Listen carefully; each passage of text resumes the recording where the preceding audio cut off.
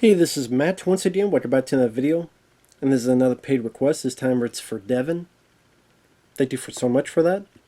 For those interested in requesting any type of videos, whether it be a topic, a reaction, a commentary, a review, or re-review, random thoughts, tier lists, rankings, playing a video game for an hour or full playthrough, whatever the case may be, pretty much any type of movie to review, whatever. Feel free to send it either directly to my PayPal or join my Patreon. I do have a CashApp because people have asked about those. Links are down below in the info box. I'll get to it as soon as I can. But this is for the Jackie Chan film Gorgeous from 1999, which I know this was after Rush Hour, and while Rush Hour got more of the success, especially international, you could tell Jackie was more interested and more proud of films like this movie. Now, this is a film where Jackie tries to do something a bit different. It's trying to be a bit more of a romantic comedy, trying to push more into the romance department. There is action, don't get me wrong. There is action, and when it's there, it's very well done. I would say there's maybe 4 pieces of action. There's one on a boat. There's one involving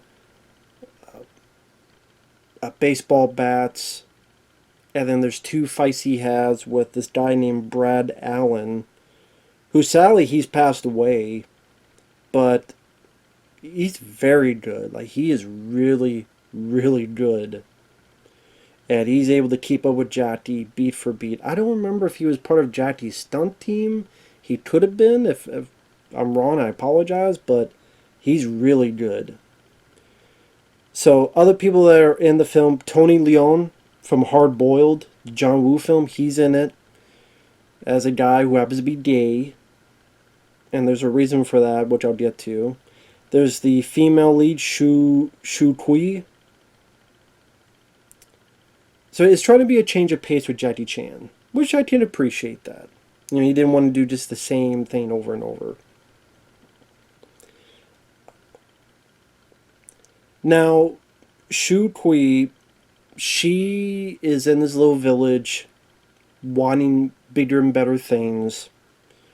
And she will go around and, give this group beer with fish in it, which I don't know why she did that. I'm trying to remember why she did. I don't know, maybe they were being rude to her or something, but anyway, or just playing a joke.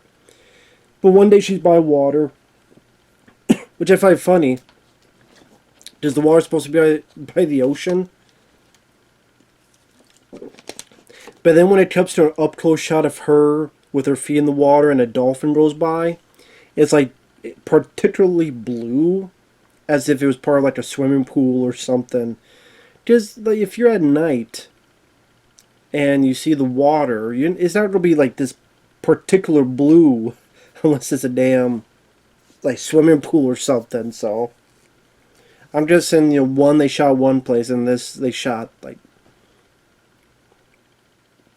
because they got a natural dolphin. They're not just going to put that right in the ocean there and, okay, this up close shot we'll shoot it at wherever they shot it at, a pool or whatever the case may be, some kind of tank. But you could tell the difference. It's like, wow, this water's particularly blue now at this point. So one thing leads to another. She finds a bottle and there's a message in it. It's a love letter message to someone out there. And as she's reading it at the window, there's a bunch of CGI dolphins coming out of the water. And she'll like put notes up.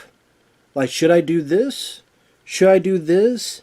And depending on what she puts up, these CGI dolphins will pop out of the water. And I'm sitting there going, is this supposed to be like the Snow White, the animals talk to her, like she could talk to the animals type of thing? Is that what it's trying to go for? Just like she puts up a note and dolphins very, very far away and all their CGI glory to just jump and go beep, beep, beep, beep, beep. I thought it was a very weird scene. Just a very weird... just a weird scene, that's all. Don't think you really needed that, but whatever. She she needs to find the person who wrote this message. So she's able to, throughout certain circumstances, find the guy, and it's Tony Leung. But he happens to be gay. Because he was writing that, but it was not for a female persuasion. So she doesn't know what to do. She hangs out with Tony Leung for a bit. One leads to another, they're on a boat, and she sees someone else on another boat, and it's Jackie Chan. Now, Jackie Chan plays a guy who is a recycling magnate. He's a businessman. But there's a rival businessman that doesn't like what Jackie's doing, so he sends thugs to beat up Jackie, and Jackie does beat him up on this boat. Which, it was a nice scene. He's able to utilize his... how do I put it? His, like a little staircase, able to move in and out of it. Uses jacket to block or tangle someone up and hit someone with it. Like, the way he's able to use the environment. It was a nicely choreographed sequence, which leads them getting off the boat. The girl saves them, but they both land on a little island, crash the boat. They bond for a bit. They're able to get the hell out of there after some time passes. Jackie takes her back to his place.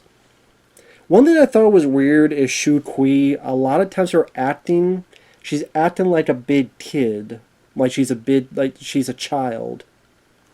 I thought it was a bit weird, since it's supposed to be a love story between these two. So the fact she acted a bit like a kid just brought a couple kind of weird vibes to it. But I mean, they are, again, consenting adults. And with that said, I didn't mind the chemistry between the two. I wouldn't say I was gung-ho about the love story, because even with this kind of film, Jackie, you're not going to get a whole lot of lovey-dovey stuff. He'll do a little bit, but he doesn't want to go too far because he does not want to upset his female audience. That's literally a thing. That's why a lot of times there's not like a big lovey-dovey thing. Maybe someone will be nice to him, maybe a kiss on the cheek, or maybe like quick pet, but nothing too far after that. Which seems like if you don't break that rule, this seems to be the movie you do that with. But even then, it's still a little bit somewhat holding back. But did I mind their chemistry with each other? Nah, I didn't mind it. There's a bit where after she stays with him for a bit, she's got to head out. But then she's like, well, let me get his attention again. I'm going to have a couple friends pretend like they're going to mug me, and then this guy's going to save me. But at the same time, the business rival sends his actual goons, so Jackie takes care of them. Again, a very well choreographed scene where he's dodging in and around his motorcycle, and he gets the baseball bats, and he'll have a pair under his armpits and one here. And when the guy tapes him, he pulls another one out and grabs it. Then we grab it and pull another one out. And the guy hits him, he grabs it again with his armpits and gets the other one out. Or more like they taped him and he does some really good, quick choreography with that. And the way he's able to maneuver the bats and either hit people in the head, on the ears, on top of the head, and definitely seem like hard-hitting impacts, which definitely made me feel something like, ooh. But also done very comedic way like Jackie Chan films do. So I thought that was a really good scene. The bat keep away and the switching of the bats. That I thought that was fun. Stephen Chow from Shaolin Soccer and Kung Fu Hustle, he makes a cameo in this as a cop with a dog. And he tossed a bit, but then the dog runs off and he gets dragged. And then later he's kind of bloodied up and kind of admonishes the dog. It was kind of a funny bit because I like Stephen Chow. I did remember liking Kung Fu Hustle. I don't know what he's done lately, because you never hear of Stephen Chow. So I don't know what he's done lately, to be honest. Has he done anything on the level of Kung Fu Hustle in recent years? If you know, feel free to let me know. Please do. But again, the love story, it was what it was. I didn't love it. I didn't hate it. It definitely took a chunk of the running time because it's not a short film. I think it's like 2 hours long. But I mean, Jackie does have his charm. And when the actresses are there, they're very well done, especially when Brad Allen comes into play. Because he's a guy who is hired by the business rival to to fight Jackie, but at the same time, he's like, no, I just want to see if I'm the best. And what he'll do, he'll fight Jackie, but he'll fight him fair. So he's not a villain. He's just a guy that wants to test himself against Jackie. And even during that first fight, he'll help Jackie up, or if Jackie is landed somewhere, Brad Allen will back off, so he's not too much of a dirty fighter. So I thought that was kind of nice and brought something a bit interesting to the table, a bit different to the table. He'll fight with gloves, and after a bit, go, "You're good." So I like that it gave the villain. He's not really a villain. Just gave the guy a little bit more personality, a little bit more to work with, a bit more of a story to the fight, instead of just some random thug.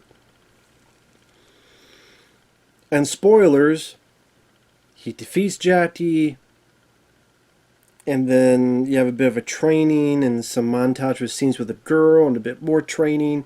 Seems like maybe this is Jackie trying to do a little bit of his own Rocky movie. And that's kind of what I assumed what the whole movie was.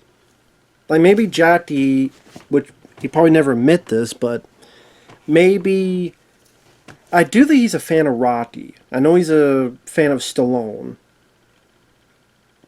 Him and Sylvester Stallone seem to be buddies. Sad they never made a film together, but it is what it is. But I have a feeling Jackie is a big fan of Rocky, and he always wanted to do a movie like Rocky, and this is kind of the closest you get to that in terms of being more of a love story. And then at the end, the fighting, and you get beaten, but you train back up, and you return for the rematch, and all that stuff. Like Rocky 3, where Stallone lost, and then he trains and gets back to fight Clubber Lang a second time.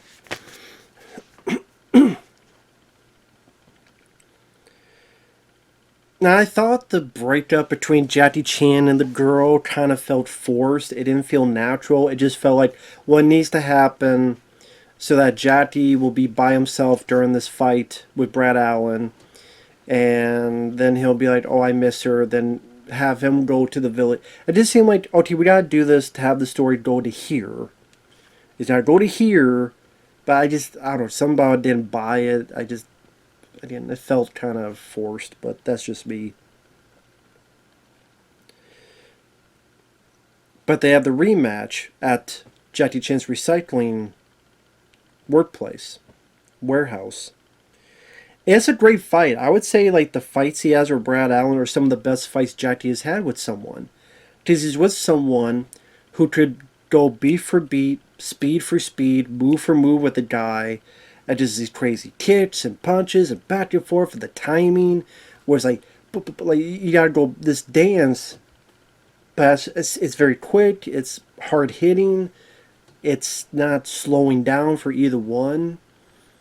And so yeah, this guy could give Jackie Chan his money's worth and make him sweat a bit, which is great to see. And if you're a fan of action, at the very least, especially that last fight is great. It's lengthy enough, and it does have a bit of the goofy Jackie Chan comedy where at one point they both hate each other so much they're cross-eyed, they can't see the best. Or Jackie's saying lines like, "Don't worry, be happy," and twirling him around. The fighter around. But at the same time, the guy, while he's getting pissed off, there's still a bit of fairness to it, which I do appreciate that. Like I said, because it tells a bit of the story, and it just made it a bit more refreshing. Didn't feel as stereotypical. Even with the businessman, like the one businessman, he realized he lost a lot of money on something. He's ready to douse himself on fire because he put kerosene on, and Jackie Chan has to stop him by throwing water on him, gives him a talking to conversation, and then things are settled, apparently. So then Jackie goes to get the girl at the village, and of course her family's pissed at him because of how he treated her, and he apologizes, and then they're together, and then the movie ends. So yeah, if you want to see Jackie in a different type of movie, romantic, comedy, I don't know if that audience is as big as you would think. I do think to be it's fair too. It's fair to think this way. That a lot of people kind of just want to see Jackie and his element of action comedy, Rumble in the Bronx, or Police Story, or Super Cop like type of formula. Just Jackie does that very well. I'm not saying everybody does, but I think there's a good chunk of people who do, and I can understand that perfectly. But at the same time, I do think the film is a bit tad too long. Like I said, the love angle, is not a favorite of mine, but I can manage. Let's say with the few fights in there, they're still very well done and lengthy. Brad Allen, may rest in peace. He was a good foil for Jackie Chan. Those two fight scenes. Maybe some stuff like the weird CGI dolphin stuff you could take out of the movie. Tony Leung, his character kind of... I felt like his character kind of disappears by the second half of the movie. So I feel like a lot more maybe could have been done with that character. At least that's just me. But with that said, I thought it was okay. I thought it was an okay film. So with that said, thanks for watching. Take care, and we'll see you guys later. Bye-bye for now.